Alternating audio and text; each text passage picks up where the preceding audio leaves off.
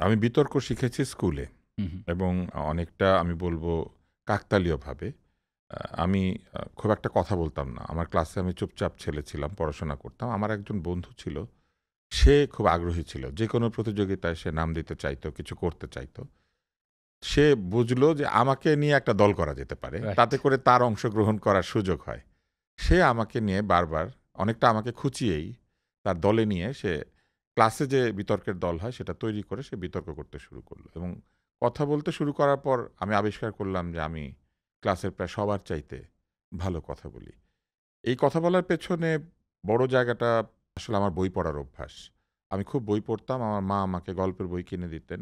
আমার মা এমনকি বাজারের পয়সা থেকে কিছু টাকা জমিয়ে রাখতেন। অন্য সব জায়গা থেকে টাকা জমিয়ে রাখতেন। সেই সময় তো বই খুব একটা পাওয়া যেত না। কারণ বাংলাদেশে কাগজের অভাব ছিল। এত প্রকাশনী ছিল না। আ কিন্তু আমার মা ওই বাজারের আটানা ৳১, ৳২, এখন তো আটানা বুঝবে না হু, হু। ছেলেমেয়েরা। মানে ৫০ পয়সা এটা রেখে দিতেন একটা ব্যাংকের মধ্যে। আমরাও জমাতাম এবং তারপরে ওটা ভেঙে আমরা ২ ভাই বই কিনতাম।